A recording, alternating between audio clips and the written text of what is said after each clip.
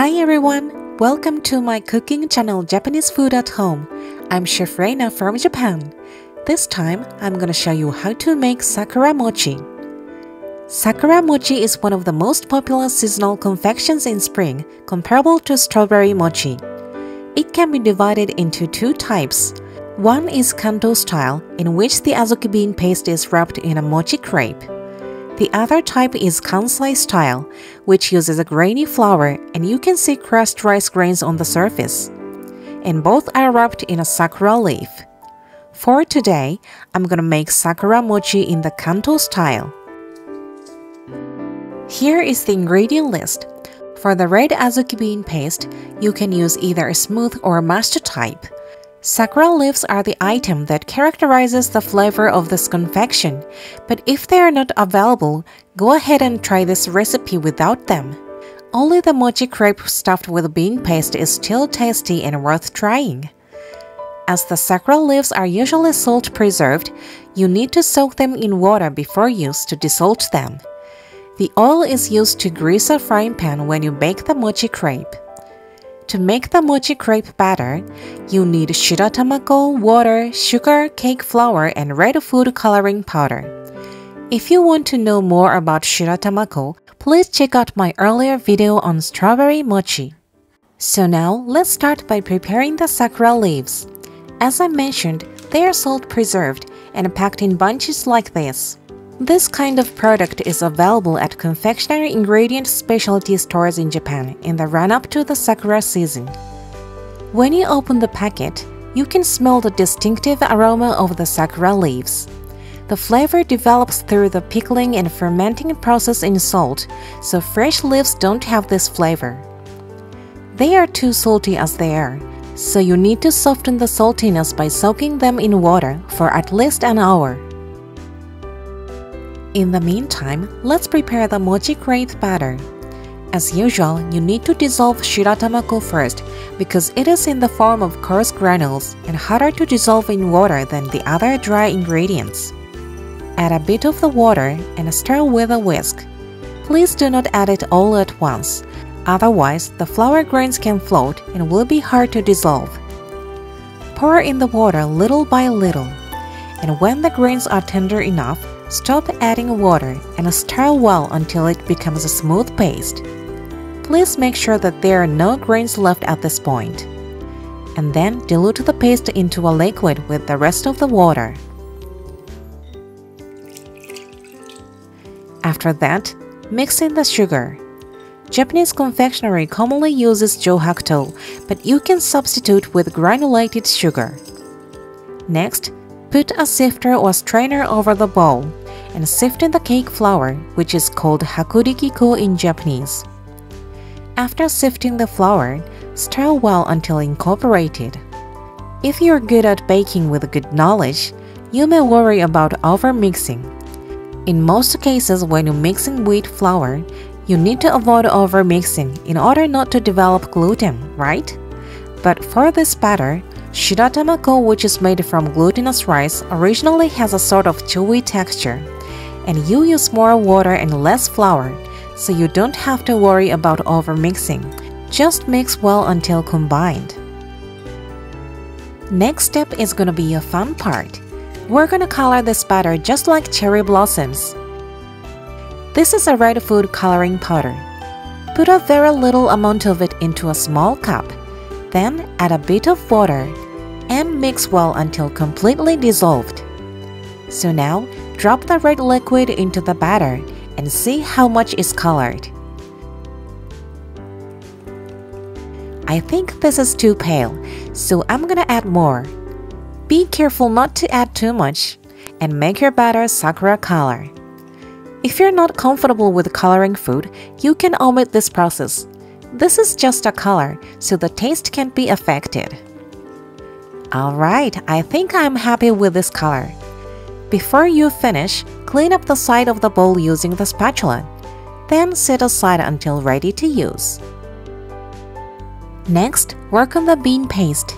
Divide the paste into 4 equal portions and roll them into small balls. If your paste is too moist and soft to handle, remove excess moisture by microwaving it. For more details on how to do that, please check out my earlier video on strawberry mochi. So now it's time to bake the mochi crepes. Preheat a non-stick frying pan over low heat. Also, prepare a soaking wet towel next to the stove. Please do not squeeze your towel well because it needs to be soaking wet. This is a bit of cooking oil in a cup. Dip a folded paper towel in it and grease the base of the pan.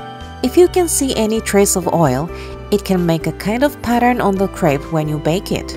Therefore, let's flip the paper towel over and wipe off the excess oil with the dry side so you can bake spotless crepes. When the pan is hot, place it on the towel. Then bring it back onto the stove. Through this process, you can check if the temperature is appropriate from the sizzling sound, which should be neither quiet nor loud as you heard. And the unevenness of the temperature of the pan can be averaged out. If you want to know more about how it works, please check out my earlier video on mango dorayaki. Before you pour in the batter, stir quickly with a spoon to make sure the batter is in uniform condition. Put 2 tablespoons of the batter in the pan and spread it out into an oval shape using the back of the spoon. We want to make the final product not crispy but moist, so be careful not to spread out too thinly. In particular, the edge tends to be thin and crisp, so please try to give it an even thickness. Wait and cook until the entire surface becomes dry and matte. After a minute or so, peel off an edge using a spatula or flipper. Then pull up with your hand and flip it over. Cook the other side for about 10 seconds or so, then take it out of the pan. Repeat this process for the rest of the batter to bake a total of 4 crepes or until the batter runs out.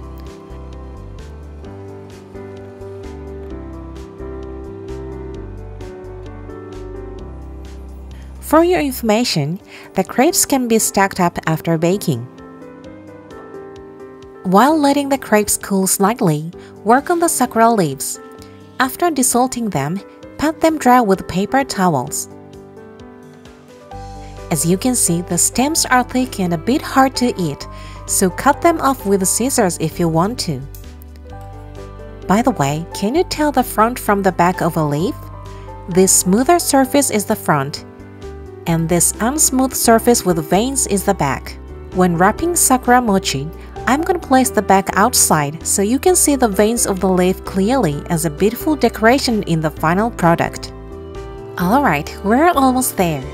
Now we're going to assemble all the parts. Look at this crepe. This flat smooth surface is the first baked side, and this rough surface is the second baked side.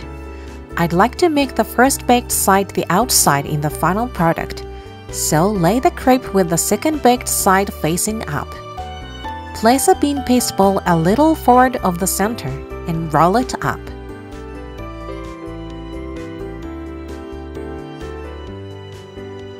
The seam should be at the bottom. Next, take a leaf and wrap the roll with it.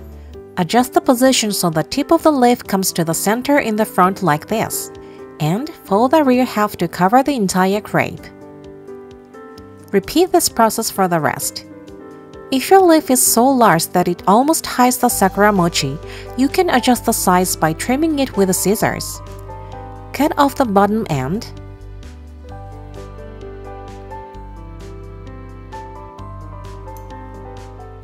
Then it fits better, right? Now they're finished! Alright, this is how to make sakura mochi. The combination of these pink and green colors really reminds you of cherry blossoms, doesn't it? The crepe has a nicely soft and moist yet slightly chewy texture coming from glutinous rice. I always crave this dessert when spring comes. Since Japanese confectionery has a cultural aspect that expresses the beauty of nature, making Japanese confections is one of the best ways to enjoy the seasonality.